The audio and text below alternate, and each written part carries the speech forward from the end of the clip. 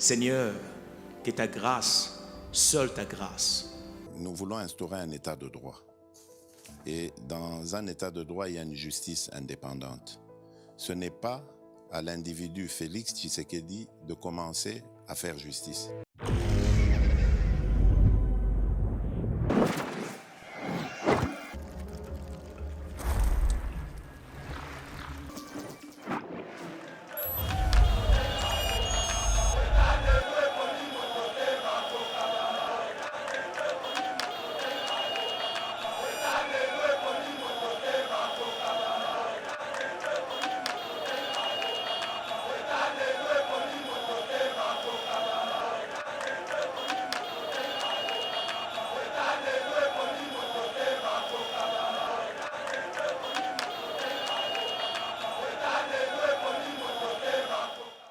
Les lobatuna l'aéroport, ils comprendre que non, Kabila n'est rien.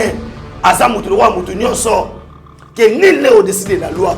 Les gens ont compris maintenant que, au moins, comme les gens ont là, Congolais ont maillé là, comprendre que non, à comment ça qui peut monter en palais, Abi papa ou matate. Ah, tu vois, non seulement les Congolais ont bébé, mais moi, ils pèsent au bébé.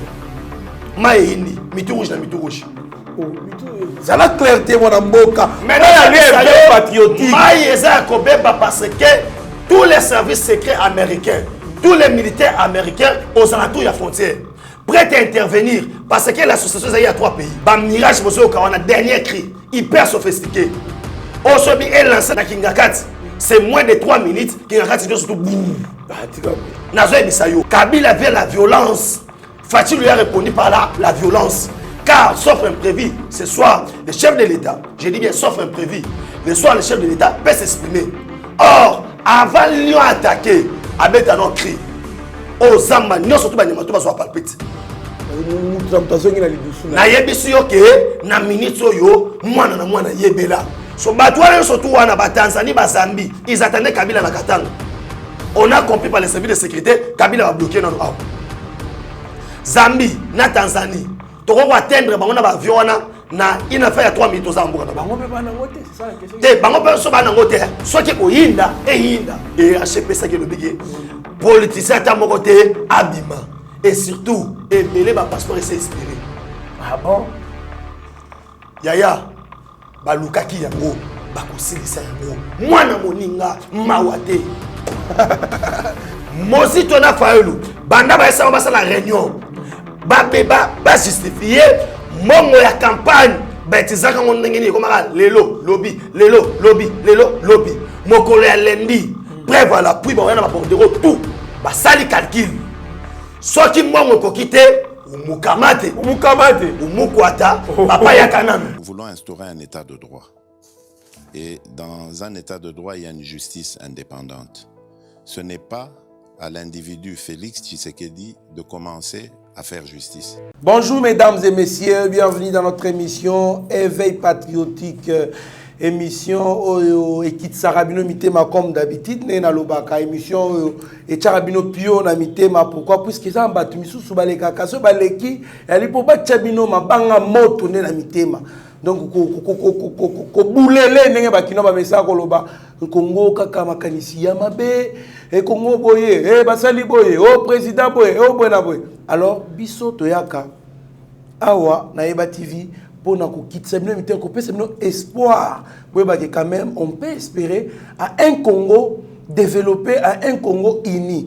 Voilà pourquoi les lots Kutani Bongo na mwana mboka Benjamin mwana suka pièce contre pièce l'actualité.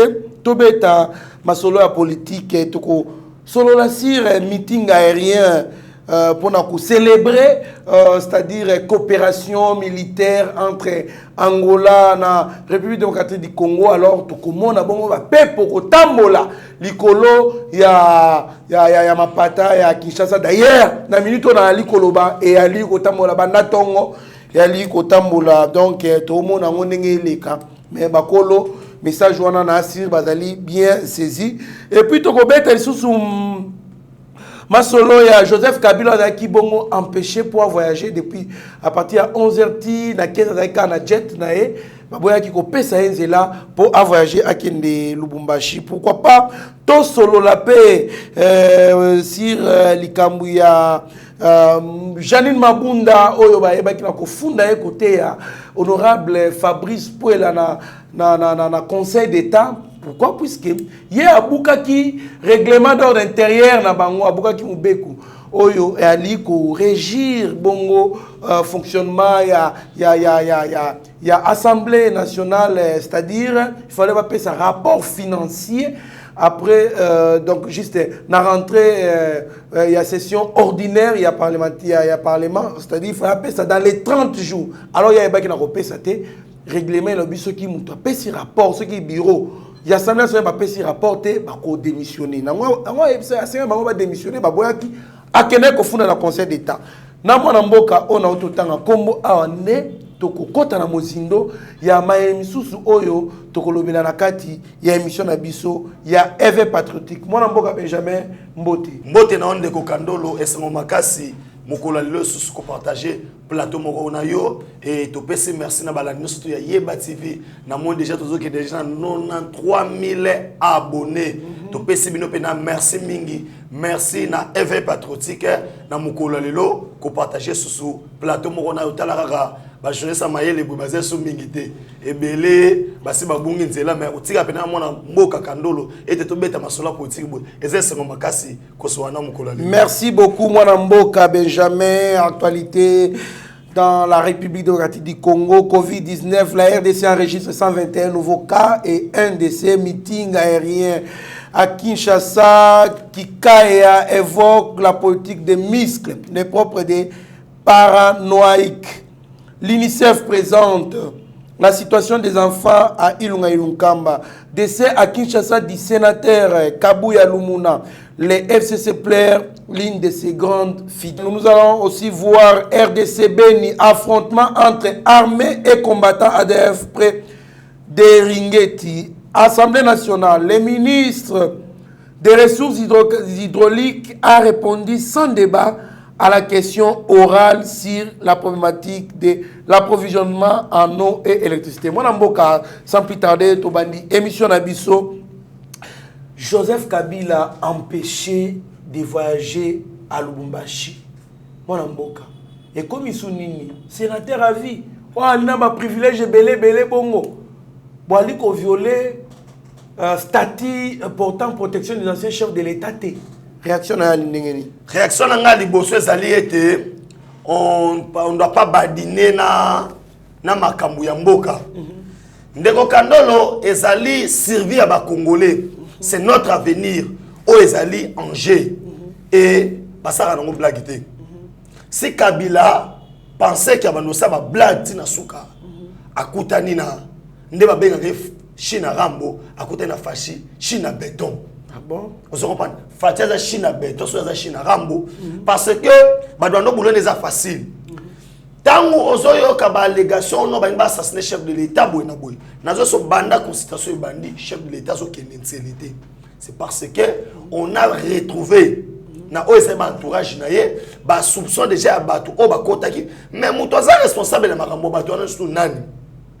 Aujourd'hui Soki Kabila Fachili Kamwe comme lié, non, on a un avantage, c'est l'FCC. Et quand il y a un problème, il y a sécurité nationale. Il y a un service des Akuna, tant que il y a suspect, sur ordre, il y a hiérarchie, il y a un décollé. Et il y a un aéroport, on a plus de 5 heures de temps. Il reste à Irokende, il faut que tout le monde soit vous comprenez? On ne doit pas voiler la face que Kabila cherchait la mort de Fachi. On a le robot battu. Et aujourd'hui, Kabila n'a qu'un Katano Yosani. C'est parce qu'il doit alimenter un certain M. Philippe, qui est de nationalité belge, né un certain 1974, c'est un belge d'origine. Comme on a un Moussouanande et Kimina Moutou, va comprendre que comment un espace il y a un mois, va alimenter un compte à M. Philippe, il a fait $650 000. Ah bon? Et cet argent est outil dans l'entreprise Oyo, Kabila Tchamoutou. Ah bon? Est-ce que directeur général de l'entreprise va poursuivre bangote? Va poursuivre bangote. Mais c'est Philippe Azali, entreprise Nazali SDA. Aza répété grand trafiquant il y a des armes, attaque des armes. Maintenant, quand Kabila veut aller au Katanga pour déstabiliser le pouvoir, parce qu'il doit faire front après, et là, on ne pas le gouverneur, à sentir qu'ils sont bloqués, il y a mon force dans la Katanga. Parce qu'il y a des terres où les alliés fragilisés, dans la sécession, Bandakala, Nénéros s'est volé. Si quoi, il va bloquer. Akendete, Atikala, Ao. Donc, on a reçu ça. Dans le Linga, Bandama, Kelele, Belé, Gilbert Kakonde, Kakonde, Wababa. Abeti Chombo, Chombo. Abimate, tant que ministre de l'Intérieur. Non, l'Intérieur, Zangaï. Abimate. Avant Kinshasa. C'est ce qui s'est passé hier. Ah bon? Pendant la question que Neko Kandolo, éveil patriotique, ne va le barrer dans mon merci. Parce que les lobes à l'aéroport, ils comprendre que non, Kabila n'est rien. Azamoutoua Moutounioso, que nul n'est au-dessus de la loi. Les gens ont compris maintenant que, au moins, comme les gens là, Congolais, comme on s'en là, on comprend que non, à comment on s'occupe de motoner en palais, Abi Papa ou Mataté. Bah, si pilote, ou ceux qui m'ont décollé, tout ça. Ça, c'est qui les a ma bête. Non, Nani. Ah! Ah, c'est qu'ils ont ma bête. L'autre fois, tu vas dire, awa, je m'esquisse, na bana rolobela, arme, auto bengi bombe anatomique, na bana rolobela bien, na ba arme chimique. Tu reconnais aide aérienne, bon, comprendre pourquoi il faut se voler, bah ça se pénit. Mais, première tentative, oh, les gars, ben c'est pas pour obimater. Mais c'est Philippe, maman, ils allaient vérifiable. RTBF, oh, la Belge, bah commenter sur Yango. Bah lobby il a commandité. Parce que la moitié de sont de Rokandolo. Les 26 généraux, oh, il y a qui motema, bah il y a trouble. Aux alentours, il y a Kinshasa. Katanga, Kisangani, Maniema, Bukavu, bazar les gens aux arrêts. Ah bon? Il y a des services compétents. Bazar les gens aux arrêts. Eux, va remplacer Bango. Il y a un moment où il y a dit, Maïka Mère Azakina, Kisangani, Azakina S, a qui n'a pas remplacé ma troupe. Ah, tu vois, non seulement les colons à Obeba, mais Maï pèse à Obeba. Maï Hindi, Mitou rouge, na Mitou rouge. Oh, ça la clarté, mon amboka. Mais là, il y a des patriotiques. Parce que tous les services secrets américains, tous les militaires américains aux alentours de la frontière, prêts à intervenir parce que l'association est à 3 pays. Biso to aliko bunda, to aliko kanisa mboka mseke liboso et yana bato ba linga batumba mboko. Donc bango ba okende basalaka ba kokis na bango po batumba mboko. Tolobaka ngo tour oyo eza tour ya Nzambe, Nzambe aza na compte ya Congo. Donc ekosimba te. Moi mboka to ali okoba na émission na biso les meetings aériens pour célébrer coopération militaire entre Angola et RDC. Ah, on a mboka. Attends moko. Donc avion de chasse, avion de guerre, hélicoptère de guerre, et tam mola na onka likola mapata. Kaka dans les pommes, qu'est-ce qui se cache derrière ça? Solo ndeko kandolo na ebisi yoke. To viva bilengangeli kala. Peuple congolais a célébré lelo bilengangeli. Et yo la kisege likolo za kobeba. Tu les congolais ça. Ah, autant ça va la pied. Avion, pesa papa mbote. Ndeme lelo.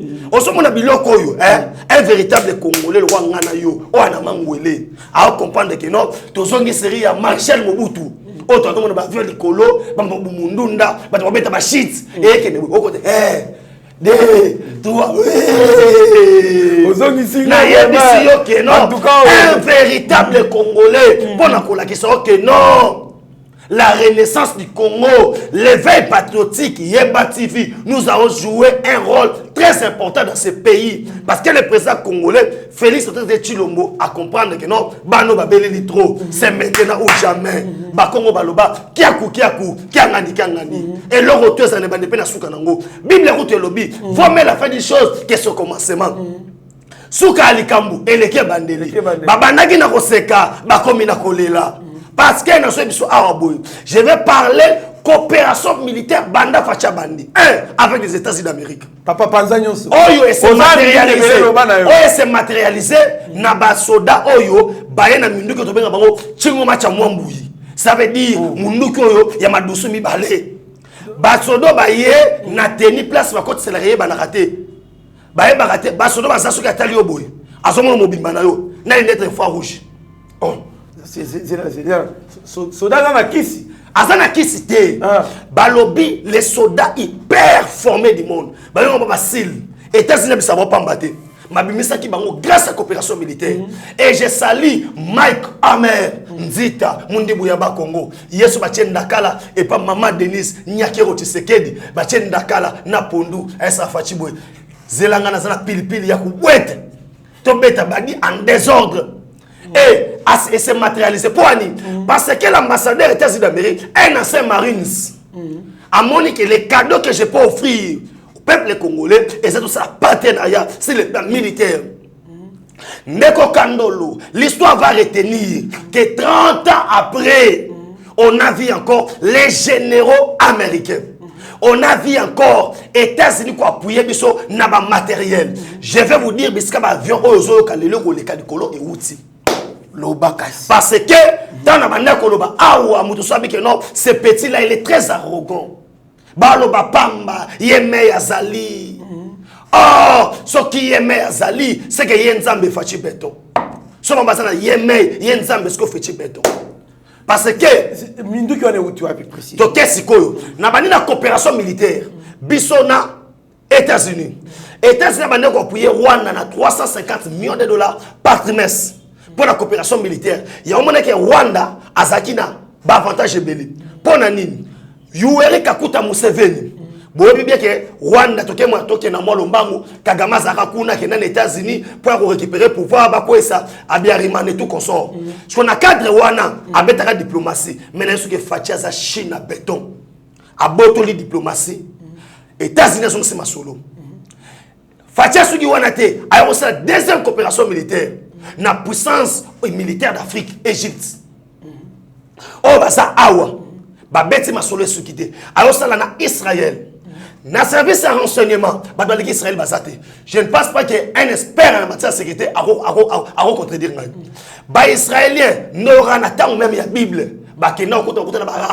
La prostituée. Mais aujourd'hui, Mossad, Moussapina Linzaka n'a pas de béton. Et tout ce qui a été dernièrement, token a Afrique du Sud, coopération militaire en Afrique du Sud. Et aujourd'hui, avec l'Angola, la puissance sous-régionale. Voilà, sous-régionale. Il faut bien préciser. Ok. C'est-à-dire, dans la région, région est au continent. Voilà. Puissance régionale sur le plan militaire, c'est l'Égypte. Voilà. Alors, dans chaque coin, il y a un continent, la sous-région. Voilà. Dans la sous-région Afrique australe. Voilà. Les Afriques du Sud. Sous-région Afrique centrale. Et Angola ne mutuali puissance militaire tous les cas. Et puis tant jusqu'au Angola le chef de l'État a que manga de boulé que mon joueur on devait déplacer les porte-avions oh il faut outa Libreville na niveau ya Gabon et ya tina côte na niveau ya Angola et si kawapi ba mirage bozo ka on a dernier cri hyper sophistiqué. Osobi est lancé na Kingakati. C'est moins de 3 minutes. Kingakati doit surtout boum. Nazo ebisayo. Yo kasikoyo. Base la nimité. Il faut y baboye. Kabila. Attends le coup. Tata Rimer toi qui va lancer. Attends Rimer toi qui va lancer. Nolo les lots oso vivre bilengi yangelingeli. Pourquoi? Parce que il faut y baboye. Porte-avions tangoye. Pourquoi? Kabila lobelo komoko je pense et l'équipe a congolais belé. Mais dans la solo na ba vie na ba mayele comme Etienne Kabongo de boulonnage Mouchima Kana. Tout à fait. Na solo na président Chikito Bouchachino ne ba zongi singa siko. Ba lobi petit Keba.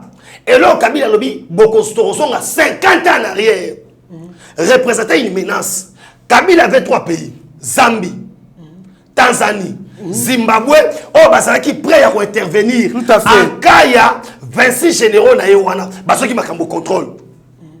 Comme l'Angola a sa puissance na niveau sous-régional, néanmoins que bakangami na eboy et pas fachi béton. Or les Américains, moi ba kota mamou Afrique bongo na loenge et ça te pour par rapport, n'est-ce qu'on va profiter ceux qui vont piloter ces avions et ça ba pilote noir américain. Yango Yokaki, ambassadeur des États-Unis d'Amérique, Mike Hammer, a participé à une réunion et à qui Rosala Otobengi qu'on replaçait les troupes américaines tout autour. Il y a Est, na Sud, il y a Congo. Pour qu'on ait un service de Sekangi. Pour nous avoir une coopération militaire, et ça n'a pas été moko. États-Unis a compris na boy. Nzamba vanda na likolo. Pour contrôler la Mokili. États-Unis sont une force na yé ne Rokandolo, c'est l'aérienne. Oui, tout à fait. Yaya, au moins des aboy. So au termino muta beto marteau na muto. Ko dai. Muta ko beto coup de tête au monde. Muta ko beto le coffre au monde. Mais so muta délaisser le marteau. Car maintenant, comme il représentait une menace, soit-disant armes chimiques, Mirage nous aura l'écolo, ils ont la capacité, il y a routine na auto benginité. Ba ben en reconnaissance spatiale, ils ont la caméra payée, ils sont mona à 250 mètres à Samabélé. Nengezo sillonné wana. Kabila vient la violence. Fatih lui a répondu par la violence. Car, sauf imprévu, ce soir, le chef de l'État, je dis bien sauf imprévu, le soir, le chef de l'État peut s'exprimer. Or, avant l'Union attaqué, Abet a non cri. Aux Zamba, nous surtout, nous sommes palpite. Na yebisi yo ke na minute yo mwana yebela. Moi on ninga mawate. Oh, yani. Tala, peuple congolais, bon ça la ebele na banzela. Ba kisa ki solo bina point de presse, bo bangate. Yaya, tangu Israël azo bunda. Na Bible, so moni arche alliance ye, Israël no beta mulolo. Il est grand temps, to va no compter là. Toi,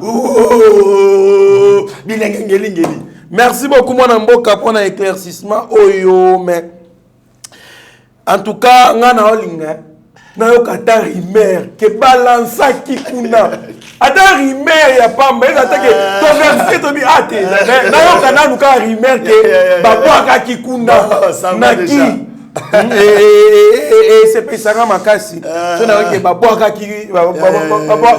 ki kuna po mikolo yo to ali na krimo ko to fula mikolo yo mwana moninga mawate mawate toki belela yota onyoko libiso se pendant 20 ans so pendant 18 ans to nyoko mi banzala mi nyoko ngala tangi na pasi na uta pena changu biso babeli campus même mboka na ngeza mbongo be to wela traso nga kota 207 na fenêtre na kota mutuka 207 na fenêtre na costume na nga na koti na ke na kuti kuna salle auditoire plein na komo tanga na fenêtre mais lelo yo te moi mninga mate papa to ali okobana est-ce que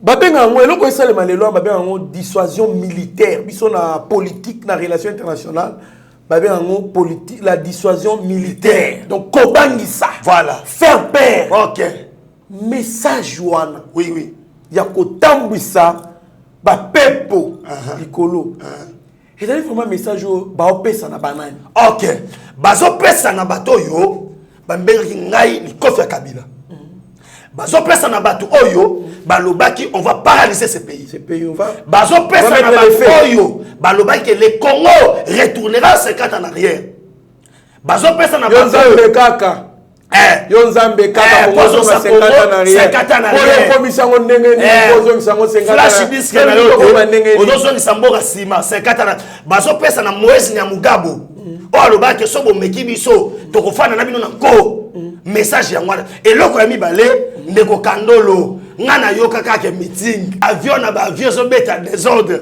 yango moni efe Pascal Mukuna lobby public boza lebele likolo pourtant on na meeting to beta boko désordre voilà tala meeting aérienne c'est pour la toute première fois tala SNO wa tous les Congolais bazala wapi bozala wapi soyez calme aigle au moins il faut que comme aigle to yebaki aigle a se voler du colo ah bon atabana en tout cas ali sengo makasi mwana mboka bin kikaya karubi il a réfléchi à haute voix la politique des muscles les propres des paranoïaques. Cela fait 9 ans que les avions bombardent la Syrie. Donc ils veulent la guerre à tout. Donc, ce qui n'a comprendre bien, avec politique, il y a muscle, politique, il y a match quata, il y a kovimba, il y a komila qui ça va bien moi bongo. Amemé en moment musika sauté à lobby, ça fait 9 ans. Syrie est en guerre, c'est ce qu'il a voulu donner comme message. Syrie est en guerre, qui m'a dit guerre, milelo, batouakoufi, bombardement et qu'on sort. Atouni, Balingi, Bitumba, c'est que, en quelque part, Bazali Peneli qui est à côté, mon bandi, qu'on comptait. Un peu plus loin, s'il vous plaît, un peu plus loin. N'a pas qui m'ont bien qu'on anticipait en moi déjà. Voilà. La Tanzanie, les Zimbabwe, la Zambie étaient déjà prêts pour intervenir en faveur de Joseph Kabila. Angola a tout refusé et s'est interposé en sortant toutes sortes d'avions de chasse fournis par IS Force. Moi, Namboka, Motuna Nanga Yangoy. Bato yo bali ko ganga bali ko loba pe ba acha munoko. Bien que bali ko zabi botu. Makile ko bimana munoko na zolo me bali ko loba kaka. C'est que la bango ya lini. Ndeko kanolo na so boye. Wana ezali, omoni kinke mulumba à l'époque. Mobutu azoki mana 16h, ya loba ki Mobutu azaka fort. Omoni oyo ezali koloba ya kobanga. Aucune menace au FCC na batuna ye bako proférer na mit oyo. Ndeko kanolo obanda koloba mingi yake facha so jouer mingi na défensif. Mais awa yo mo zaka to seka pour monique to changer système de jeu, to qu'est-ce qu'on attaque? Moi na woninga mawate ko. To qu'est-ce qu'on attaque? Na ngina bisa yeni. Kasi moi woninga mawate. Na ngina senini. Oh to banga ba préparer. Force na bango sakini. Kabila kende katanga. Au moniteur makambo yindi à l'époque Antoine Kizenga azozela Lumumba na Kisangani. Lumumba akangie awa. So batouane surtout wana ba Tanzanie ba Zambie, ils attendaient Kabila na Katanga. On a compris par les services de sécurité Kabila va bloquer non awa. Zambie na Tanzanie, to ko atteindre bango na ba avion na une affaire ya 3 minutes aux amboura na bango pe bana ngote, c'est ça la question. Te bango pe so bana ngote, so ki ko yinda e yinda. Ozomona sikoyo ke na ebisa kiyo ndeko kanolo, on a pris l'opposition, on a pris le pouvoir au Congo, il y a que les étrangers et les Congolais. Et aujourd'hui, vous voyez comment les étrangers, au Bazaki n'a même mise dans le Congo, ils sont prêts à intervenir en faveur. Il y a Kabila, pour Bayebi que non, ils vont perdre parce que Kabila qui représente les intérêts des étrangers. Et aujourd'hui, vous me donnez raison. Les veilles patriotiques, ils sont partout dans le monde. Bon, parce que il y a raison. Ce qu'on prédisait, c'est ce qui est maintenant arrivé. Kinkabe Kaloub vient encore de confirmer que ceux qui vont beaucoup de résistance pour bombarder la Syrie. Mais la Syrie est la Syrie, Kinkabe Kaloubi. Oeza Congo, Congo d'un Totila, Mabela qui Pavita, Mabela qui Mbangu. Ça veut dire, Mabela a été ce que doit Moulumba. Ezali Sirité. Et, Badon a aussi un moroté. On est foyer Bango. Et là, on va se mettre à 4. Il y a armée. Basta la division, c'est qu'il a déjoué. À mettre armée, Bango tout. Non, le général Bazali sous surveillance. 26 généraux. Baza sous surveillance, il y a un service américain. Baza interrogé Bango. Ndeko Kanolo. Kabila Tsomonenga Kende Wana parce que tentative y a coup d'être chouaki. Fati devait être assassiné. Wap Nansele. Na serre pour Nansele. Bah pour qui déjà. Bah sniper na yebisio ba sniper. Et puis à part ça. Oui, à part ça, on avait préparé les explosifs. Na serre pour ne fallait s'effondrer. Na chef de l'État. Pour ya Nansele. Ah. Moi mboka. Mais pour on a rappelé les 40. Na yebisio que bas ezaki prévu. Ba quoi ça mo konza mboka. Mais tika na yebisa yo. Ndeba lobaka que 1000 tombes à gauche, que 10 000 tombes à droite, tu ne le laisseras pas à terre car il est le Joseph du Congo. Est-ce que vous avez une place sur le piège? Mais na yebisa ki yo ke tozana ba bato ba yebiko sala service ba infiltra ka bato Mossad ba juif ba juif ba de quoi Yesu Bana Maman Maria. Bano bazana lipamboli. Bazana lipamboli ya libela. Taba bona bige no. Yo se basimbaka et simbaka. Ndenge babenga katangwa chisamba cha Yuda. Lelo de la tribu de Juda. Juda wana kasi Félix Tshisekedi. Ce qu'on a pas reconnu. Ce qu'on a bakangi bango parce que j'ai appris aussi cela, bakangi bango. Alors ba neutraliser ba sniper wana oyo Joseph Kabila yakina bango il paraît. Sikoyo tokoki koyeba ba arme oyo ye kaka ba avion to peni les années oshisi banini nango ye Deko Kanolo depuis 1h du matin ya lelo.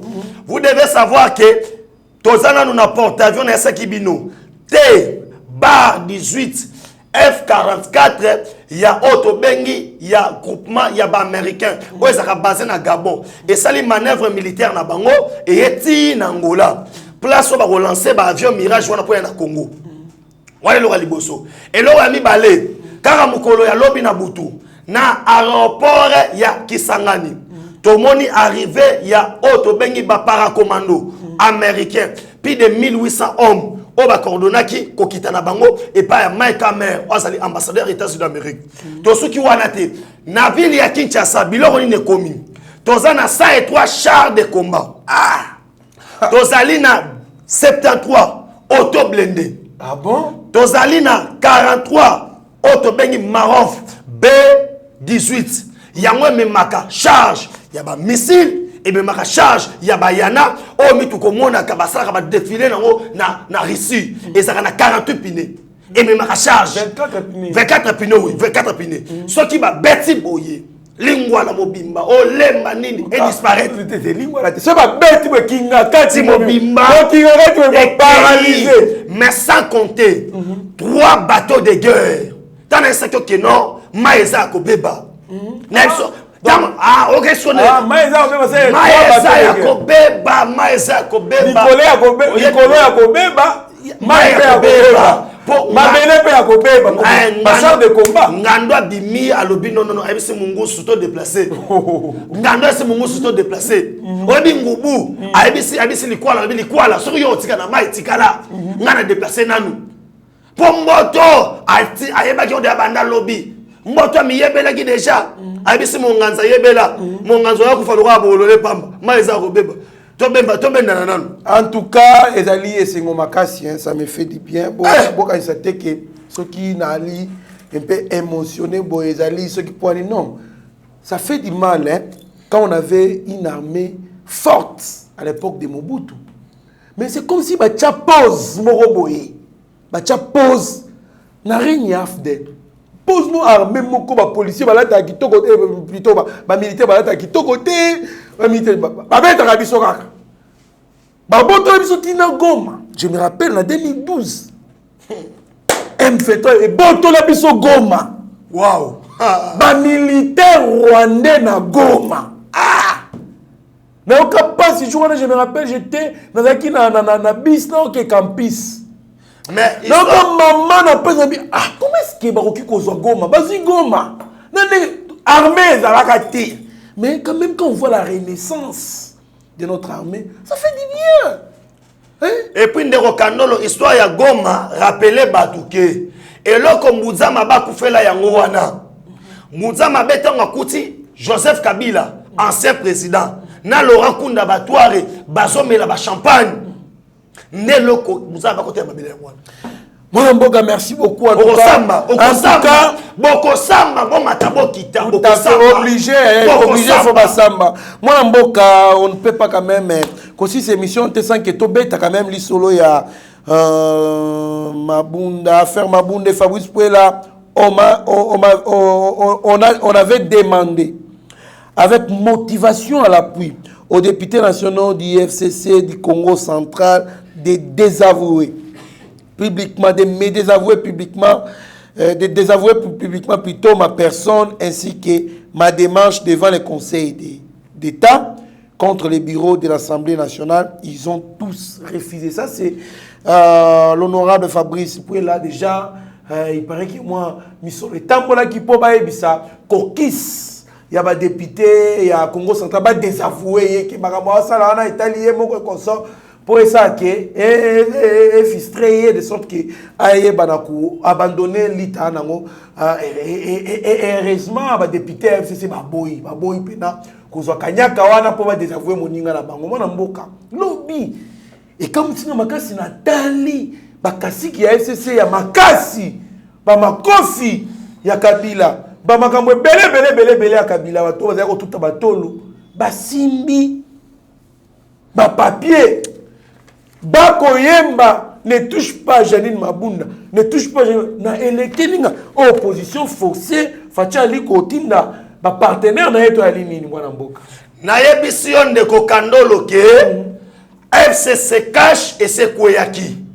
Et pas ya mutoto bengi o ya sinyaki yango kabunda. Yango conséquence à makambo nyonso tout. Ndeko na biso Fabrice Puelo. Yaya ozana soutien ya Yeba TV. Ozana soutien et éveil patriotique, mais Ozana soutien, il y a 80 millions de Congolais. 100 millions, papa. 100 millions de Congolais et Ozana soutien, il y a Dieu le Père Yemoko, Tata Nzambe. Parce que alors Ozo Sala, Ozo sauvé Mboka, na moment Ozo crucial, Oyo Karaba, la sorcière, Janine Mabunda, Alinga Mboka. Histoire. Ozo Kopan, Alinga Mboka. Mais aujourd'hui, Neko Kandolo et l'autre kozinisa mingi la dame et zali likambu ya corruption parce que la Cour des comptes tangu baye kosala o etobengi audit elle a pris $1 million pour nous corrompre bango et les gens là basu ba document et là on so makasini faux et usage de faux quand déjà o tobengi Conseil d'État lobby recevable et fondé, ça veut dire condamnation au Yangwana. Mais dans ce moment, de Bassama était. Oh non, Conseil d'État Tarani. Bah, document administratif, il y a l'État. Est-ce que Mamou Salama Gena alimenté? Ah, ok, la cassation. Bah, quand destitué, Yango Moni, Totang ici, Bango classe. Tozong ici, Bango na maternelle. Bah, comme il tombe là, papier. Et ça me fait très mal. Comme mon professeur, le cola, auto bengi mova sakanya. À tellement abandako défendre l'individu professeur la Sony pourquoi parce que ata papa Jean-Pierre Foulou na Glosta ayoki motema passe pour na makambu oyo et ndeko ale mulamba oki motema passe parce que pour makambu basale pa bandeko nanga balakisi clairement que nous sommes là pour l'intérêt d'un individu. Parce que normalement, Mabunda devait prouver dans le Conseil d'État que non, la gestion dont vous m'accusez, na salle yangote, talaba document yangoyo et le banango caméra pièce contre pièce. Mais Mabunda a été incapable. Il a opéré sa pièce contre pièce. C'est Mabunda la Mabunda, ce qui est Mabunda. Non, chef de l'État, non soit démocratie, incapable de gérer l'institution. Sony. Merci beaucoup, mon amboka. Ezali pasi mingi Shadari Akananga. Et ça, il y a solo tout le kuta, mon amboka. Shadari Akananga, basami c'est pendant 9 heures. Ah oui, na ouais Sabino Boye. Pour toutes les informations qu'on a ça nango, na ebi kasaki na cour d'ordre militaire. Et kuna ba auditionna qui mbala liboso parce que ndeko to benga Shadari. Et sengeli azonga lisumu ko la lendi. Cette fois-ci c'est la umukamate umukwata banga badiembela na diète privé lobby ba lobby bobi maté oh yeba ngake yokananu Kabila zena kuna ye moko tazana ba politicien or ezana circulaire moko oyo haute pour mikoma ba hiérarchie pesa ke lobby politicien ta moko te abima et surtout ebele ba passeport c'est expiré. Ah bon yaya ba lukaki yango bakosilisa yango mwana moninga mawate mwana moninga mawate. Ah, mon professeur Tazimat Machena de Julien mwana moninga mawate. En tout cas ali pasi mingi mwana mboka tokomi presque na suka émission na biso. Ah émission lengi en tout cas presque mwana mboka Steve Konde kuna osa biso kaka boye okita bokata donc émission lengi makasi mais il faut tout stopper mission mwana mboka sikoyo mutu moko a lobby il y a FCC à lobby nous sommes en pleine guerre la déstructuration du FCC est impossible le climat politique aujourd'hui est tel qu'ils nous ont imposé une guerre. Autrement, comment voulez-vous que nous puissions nous comporter face à un partenaire qui ne sait tenir ses engagements, qui ne sait rien respecter? Constant Moutamba. Oui, Constant Cadre Moutamba. FCC. Constant Moutamba, je le recadre que non, je ne peux pas comploter contre mon pays pour l'intérêt des individus. À cause, il y a bien des individus, qui c'est intérêt général, il y a plus de 100 millions de Congolais. Le président de la République, conformément à l'article 69, il y a la Constitution, où est arbitre, garant de Makamounios. Arbitre avec Tarabal était décidé. Voilà. Ce qu'on a penalty. Makambouya Solo Bawana, as un membre de PST, membre parti politique, il est le garant de la nation. Comme étant le garant de la nation, as un arbitre, il y a bon fonctionnement. Constant Moutana Nazoe Bisayo, Boukassa qui non Mamougetina Soka Bongo, Makambo échangé. Et bon, sur Mouzito a bengi Moïse Katumbi, un petit monsieur, consort, à travers le financier. Naïbi qui a trop pour Mouzito, d'abord, ingratitude. De deux, avion naïe liboso à Mata Jet privé, l'hôtel en Afrique de Moïse Katumbi. De trois, c'est que dans la vie naïe, première fois Mata Jet privé, ezali grâce à Moïse Katumbi. Et là, on a mis balé. On a remis ça yo. Moïse Katumbi ne finançait pas seulement la Mouka, mais il finançait aussi la Senko. Bref à l'appui. Et puis mon collègue Salomon Escadel, mon vieux que j'ai sali, vient en français Kalombo. Trésorier à Moïse Katumbi. À cause de la Awa Lendi, avec tous les bordereaux, Mosi Tona Faelou, Banda Baïsa, on va la réunion.